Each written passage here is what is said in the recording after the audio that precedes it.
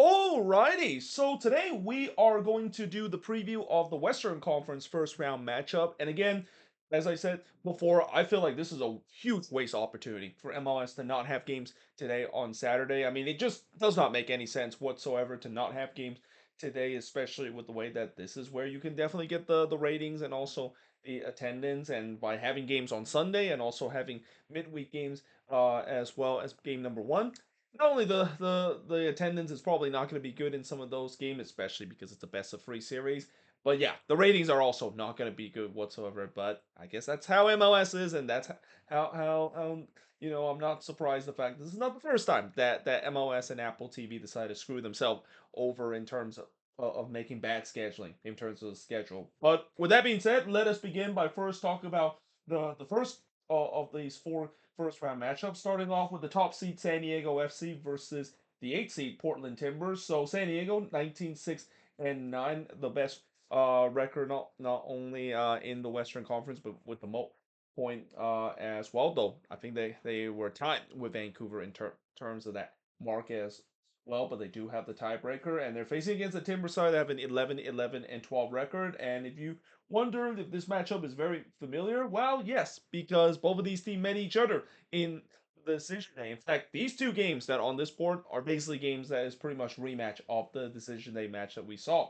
Now, game number one will happen on October 26th, which is tomorrow, 9:30 p.m. Eastern, 6:30 p.m. Pacific. And then game number two will happen on November 1st, 10:30 p.m. Eastern, 7:30 p.m. Pacific. And if it's necessary, game number three will actually happen on November 9th. This would be the last game in terms of the first round if this game does happen on if this if there is a game number three. Although I wonder when it comes to game number three, especially with the way that I'm pretty sure not every single series is going to go to a full free game, whether or not if MLS is going to switch the schedule a little bit with the way that maybe this game won't be on the ninth, maybe it'll be moved up because of it. But anyway, head-to-head meeting 1-1 and 0 in favor of San Diego. The only win in this meeting was San Diego absolutely destroying Portland on decision day. I mean, that was just a no-show for the Timbers and one of the best games that San Diego has played this season with a 4-0 victory. Before that, it was a 0-0 draw between both of these teams. Heading into this game, looking at the last five games, I mentioned with the Portland Timbers kind of belong in the thanks for coming category. I mean, I still think that it is still thanks for coming. I don't think that they'll overcome this game. I mean, I know, yes, expansion team usually they don't do well when it comes to move on into the next round. And we saw last time when a top seed expansion team played against an 8 seed, it didn't go so well. But I think the difference is the fact that it's not a rivalry game like what we saw with St. Louis and Sporting KC. And the Timbers, despite they did win 3-1 against RSL, that was only their second win that they had since the Leeds Cup break, and they looked really shaky in that game against RSL as well. Have RSL were able to be more clinical in terms of that game, it would have been a whole different game, but they escaped with a 3-1 win. But before that, we already mentioned the disaster they had on decision day against San Diego. Then they lost 1-0 to Seattle in the Cascadia Derby. Then it was a 2-2 draw against Dallas, and then a 1-1 draw against the Vancouver Whitecaps. For San Diego, as I mentioned, they absolutely destroyed the Timbers on decision day with a 4-0 victory. But prior to that, they won 4-2 against the Houston Dynamo. And these two games is really huge because this two games kind of just proved the fact that yeah, San Diego might not just be another St. Louis as what we saw in their expansion season. We talked about how St. Louis eventually finished first, but they kind of really didn't do well in the latter part of the season and kind of in some way almost backed their way into the top seed of the Western Conference, and immediately they got knocked out. And there was that concern with San Diego, especially when you look at the previous result. They lost 1-0 at home to the Quakes. Drew 1-1 against Atlanta, and then lose 3-1 to Minnesota. I said 3-0. The score actually it was a 3-1 win for Minnesota in that game. So yeah, that I think the big concern obviously for San Diego is got to be their home form. Their home form has not been great this season. They're much better this season on the road than they are at home. But I do think that I am confident to say that because of the fact that they're starting to find some goal scoring, and especially they're finding goal scoring besides Anders Schar. I mean, Anders Schar, he's been doing a carry job throughout this entire season, and while he kind of continued to do so, he's actually getting some help at least in the goal scoring department. And defensively, they have been a little bit bit better, at least when you look at the last couple of games. I do think that they'll have enough in terms of beating this Timber side. That again, this Timber side, I think that it was kind of almost in a way a little bit of a miracle that they were able to get the resort against RSL with the way that RSL was just absolutely plummeting them in the second half, and the fact that if RSL was being more clinical in terms of that game, I not only would have thought that RSL would have got the equalizing goal, but they probably had all the momentum and went on to win that one as well. Now, moving on, we got the Vancouver Whitecaps versus FC Dallas. So Vancouver, the 2 seed with an 18-9-7 record. Dallas with an 11-11-12 record as well. But Dallas, of course, have a better tiebreaker in terms of wins over the Timbers, so that's why they avoid the playing round. Which, again, as I mentioned, that's good news for them. Bad news is they get to face against a team that is probably very pissed after what happened on decision day. But in terms of game number one, it will also happen tomorrow, 7:30 p.m. Eastern, 4:30 p.m. Pacific. Game number two will happen on November 1st, 9:30 p.m. Eastern, 6:30 p.m. Pacific. And if there is a game free, it'll happen on November 7th. Head-to-head meeting, 13-9-11 in favor of Dallas. So Dallas actually have a pretty good head-to-head record against Vancouver, or at least a better one, that is. Something you did not expect. But when you look at the last five head-to-head matchup, it's been interesting. Dallas does win 2-1 against Vancouver, and they had to win that game in terms of trying to secure themselves into the playoffs. But before that, it was a 1-0 road win that Vancouver had against Dallas. A 0-0 draw between both of these. A 3-1 road win that Vancouver had against Dallas. And then Dallas having 2-1 win against the Vancouver Whitecaps. Look at the last five game for the Vancouver Whitecaps. They did lose 2-1 to Dallas on decision day. But prior to that, they had a come from behind 2-1 win against Orlando. Absolutely smashed the Quakes at home 4-1. Then they had a 2-2 draw against Seattle and then a 1-1 draw against the Timbers. For Dallas, they won 2-1 against Vancouver on decision day, but they did lose 2-1 against the Galaxy. That was the game I thought it undo all the good things, considering how they had not only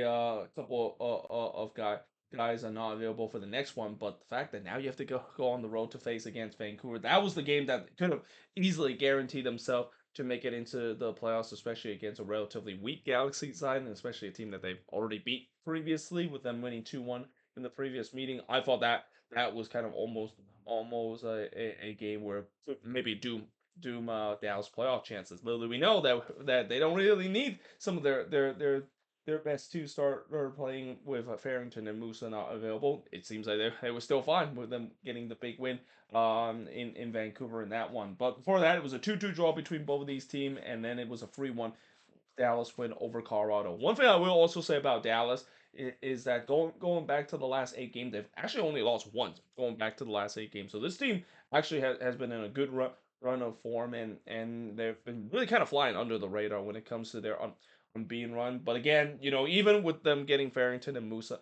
back, you gotta say that for Vancouver, they're just too strong in this one. They have just way too much quality on this team. I will be a little bit concerned with the defense that the Whitecaps has, because in the last game the Whitecaps definitely didn't do a good job on the defensive front, and one of the reason why they were down to 10 men was because of that. But yeah, overall, this should be a very interesting matchup. I mean, for Vancouver, obviously the pressure is going to be on them, and that it's not very often you say that Vancouver does have some expectation that they need to fill it out, because, as I said, this is the most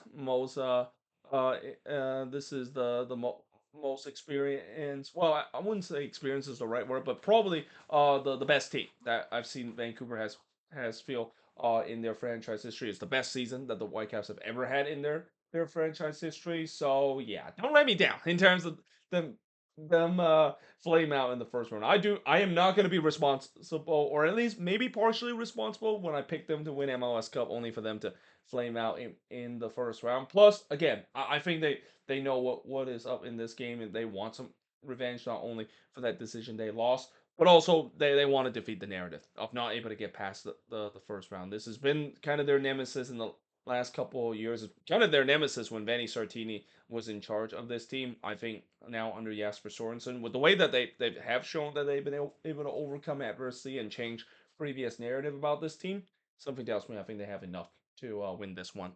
Now I'm going to switch the boards manually and look at the last two games. It's pretty much the last two games we'll talk about in the first round of the playoffs. But now we will be going to talk about LAFC versus Austin FC. And again, hope the camera is not blurry. No, it isn't. So this is a matchup between freak seed LAFC 17-9-8 is their record, whereas Austin 13-8-13 is the record. Game number one will happen on October 29th. In fact, this was the last game that will kick off in terms of the first game of the best of three series at 10:30 p.m. Eastern, 7:30 p.m. Pacific. And I really don't like how they schedule these games. Like the very next one will literally be in a couple of days. And again, there's definitely going to be some games where there's a little bit unfairness with some of these games being played so late, and then you got a pretty quick turnaround after that. This is one of them with game number two happening on November 2nd at 8:30 p.m. Eastern, 5:30 Pacific. And if there's a game number for three, it will happen on November 8th. Head to head, 7-2-4 in favor of LAFC, but Austin have won both of the meetings so far this season, and both times was a 1-0 win, with them winning 1-0 recently at Q2 and then winning 1-0 on the road against LAFC. Then it was a 1-1 draw between both of these teams, 2-0 LAFC win over Austin, and then it was a 1-1 draw between both of these teams. Look at the last five games for LAFC. Well, LAFC, we know how hot they've been in terms of the run of form. Now, the last two games they have kind of stumble a little bit, but part of that mainly due to the fact that in that game against Colorado they I think they eventually did sub out Bawanga in that one, and still they were able to rescue themselves a 2-2 draw. The loss that they had against Austin, keep in mind, Sung and Bawanga was not available in that game. In fact, the less we talk about that game, the better. That was the worst game I've ever watched this season in terms of how it ended.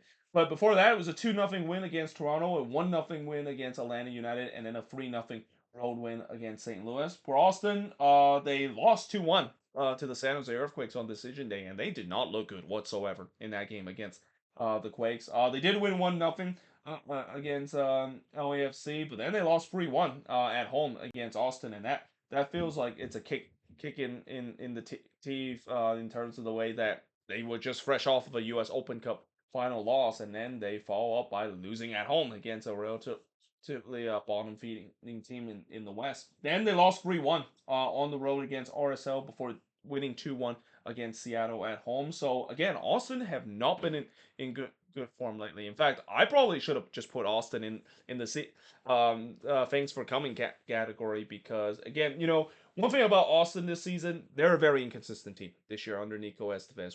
They're a team that at times can show that flair that we saw in their second expansion season, being a top tier contender. But then there's just times where they just look absolutely dreadful. And not to mention, the big problem with this team has got to be the goal scoring. They don't have a lot of goals scored on this team. Their defense is definitely good, but that's mainly because it's a Nico Estevez team. Nico Estevez team usually tends to have a pretty good defense, but also kind of had this very boring style of play, which is kind of why Austin has really struggled in terms of the goal scoring.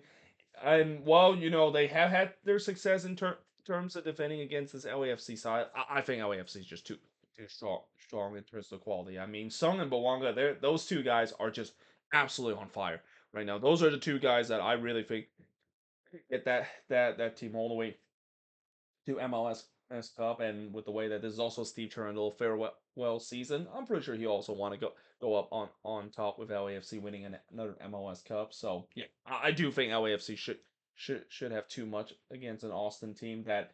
I mean, do you consider this a successful season if you're Austin? I mean, you're back in the playoffs, but the style that you play, it's just I feel like it's just as bad as it is under Josh Wolf. The only difference why it's a little bit more of an improvement. One, the West this season once again is very weak, but two, they're definitely much better defensively compared to last season. But the big sacrifice of that is the attack has just been absolutely horrendous. And before you ask, well, it's because they don't have Brandon Vasquez. Well, even when Brandon Vasquez was healthy before he went down with a torn ACL, he was not scoring either for this team. So I don't think he would have been a difference maker unless, of course, eventually he figured things out. I mean, this team just really struggled this season on the attack and scoring goals, and that's something you kind of need to do when you're facing against a high power LAFC side. And then last but not least is my team, Minnesota United versus the Seattle Sounders. And notice how one thing I noticed in terms of these first round matchup is that, unless if there's gonna be something chaotic that I see, I feel like these first round matchup in the West is much more predictable compared to the East. Because the first two games I mentioned, I feel like those are games that I think the top seed is and the second seed is gonna win. This one, again, I think LAFC probably will have enough against Austin. This one maybe will give a little bit of an interesting fight, but I do think Seattle is actually going to be favorites in this one against Minnesota. And yes, I know Seattle has lost twice this season to Minnesota. I know the Loons have beat Seattle twice, but as I mentioned already before, yeah, those two wins. One of them, of the reason why they beat Seattle on the road is because Tani Oshie was a big part of it. He's no longer on this team. And then the game at Allianz, they were under immense pressure throughout the entire game. Seattle was just one of those nights where they weren't putting the ball in the back net, and then they score that one goal that was kind of a little bit of a fluky goal, and that's all it needs for them to beat Seattle. I don't think they can rely on that kind of luck to expect to beat Seattle two more times to make it to the next round. But nevertheless, Minnesota have a 16-10-8 record. Seattle have a 15-10-9 record. Game number one will happen on Monday on October 27, 9 p.m. Eastern, 6 p.m. Pacific. I do not like the fact that once again it's a late game in Minnesota. I mean, I guess maybe that could give Minnesota a little advantage because it's cold, but I'm pretty sure Seattle is probably used to the cold weather as well. But November 3rd will be game number two in Seattle, 10:30 p.m. Eastern, 7:30 p.m. Pacific. And if there is going to be a game number three, it's going to happen on November 8th. We already know the head-to-head meeting, how lopsided it is. 14-2 and 3 in favor of Seattle. I mentioned for so many times how much I hate Seattle because of the ownage that they always have over Minnesota.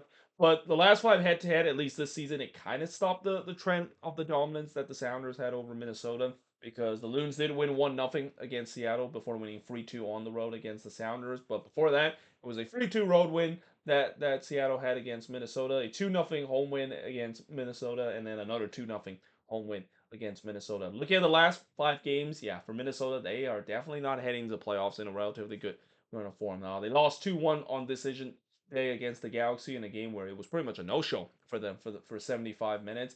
They did have a get right game against Sporting KC 3-0, but now looking at that game and looking at the run of form, I feel like that's a lot to do with the fact that Sporting KC is just that bad, more than the fact that it feels like Minnesota had got themselves out of the hole.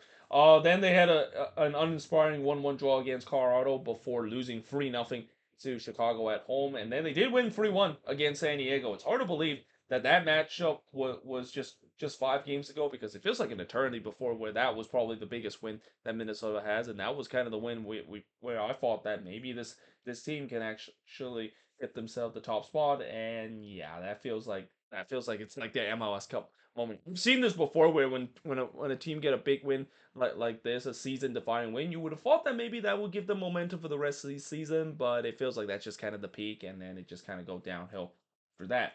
Now for Seattle, they're definitely getting much better. At least in the last three games, they got a 2-1 road win against NYCFC, a 1-0 win against RSL, and then a 1-0 win against the Portland Timbers. Before that, it was a 2-2 draw between both them and Vancouver, and then a 2-1 loss against Austin FC. It's kind of interesting that with the way that Seattle was getting much better and getting on this winning streak, where did it all start? Yeah, that's right. It's against the Portland Timbers. How much I've said so many times about how the Cascadia Derby, not only is if you win that game, you could get some bragging rights over your hated rival, but it can use as a springboard in terms of getting some momentum. And it feels like we're seeing it again with the Seattle Sounder getting the momentum. Now, I will also say is that despite this three-game winning streak, Seattle hasn't really won these games really pretty. And most of these games, it's been kind of a bit of a slog at time, and keep in mind they're not going to have Pedro de la Vega in this one after he looked like he injured his knee and had to stretch it off. That looked like a very serious injury. It looked like an injury that, there's no word if that was a season-ending injury, but I'm assuming it's probably going to be. That's a huge blow to the Sounders attack. But yeah, again, I feel like it will be a miracle if the Loons will somehow get a two win two more time against the Seattle Sounders, and with the way that again this team is not playing relatively well, big part of that is because the sale of Taniolo Shrey has really damaged the attacking quality of this team as well. Yoboa, he's been injured for the past couple of years. You don't know if he can come back straight away and make a huge impact. And also some of the signings that we had in the summer. Besides Triandis, I think none of the signings have really hit so far, and that probably maybe is still a TBD heading into next season as well. But yeah, such a promising season for Minnesota, and it feels like it's probably going to go by the wayside because of how they've been playing lately, which kind of that sounds very Minnesota sports, isn't it? It always feels very Minnesota sports with the way that they would have a good season only to probably get knocked out in the first round, the second round of the playoffs because the Minnesota sports curse exists. Oh, even with this team. Well, there you have it. That is pretty much it. Looking at all of these games in the Western Conference, at least in the first round, that is. Let me know in the comments below what do you think of these games. And again, I feel like these games are pretty predictable. I can kind of tell which team is going to be heavy favorites and win the the the matchup in the best of three series. But who knows? Maybe it could be chaotic like what we saw last season. I mean, in the East, I thought it was predictable at times as well, and look what happened. It got gone completely nuclear in the first round. So maybe that might be the case again in the Western Conference, but we'll find out starting tomorrow when we really start to get into some of the game one of the best of three series in the first round in the playoffs. But either way, hope you guys enjoyed this video. If you do, make sure you guys like, smash the subscribe button, and yeah, I of course will see you guys next time.